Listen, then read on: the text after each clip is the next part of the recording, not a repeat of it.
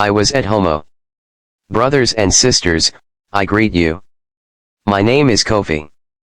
I am one of those who lived through the hard times, when Africans were taken by force and sold into slavery. This is the burden I share with you, so you will know and never forget how our story began. I lived in a peaceful land on the western coast of Africa.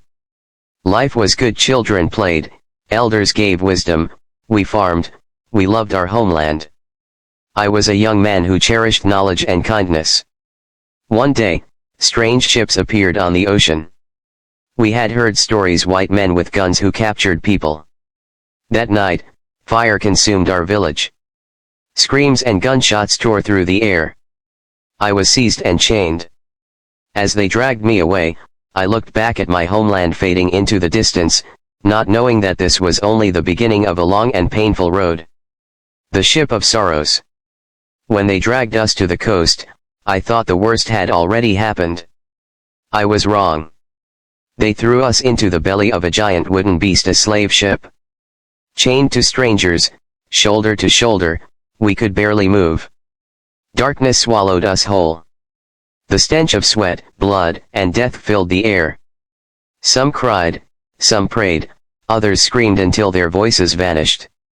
They fed us scraps, beat those who resisted, and threw the sick overboard like garbage. I held on to the memory of my home, whispering my name to myself each night so I wouldn't forget who I was. Time lost meaning. When they finally opened the hatch, the sunlight stabbed my eyes.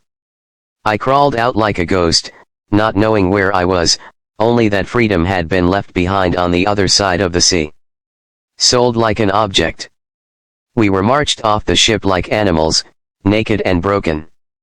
They lined us up in a town I did not know, where strange men poked at our bodies, checking our teeth, muscles, and backs like we were cattle. I saw mothers torn from their children, husbands from their wives. The white men laughed as they set prices. When my turn came, I was sold to a man with cold eyes and cruel hands. They gave him a paper, and I became his property.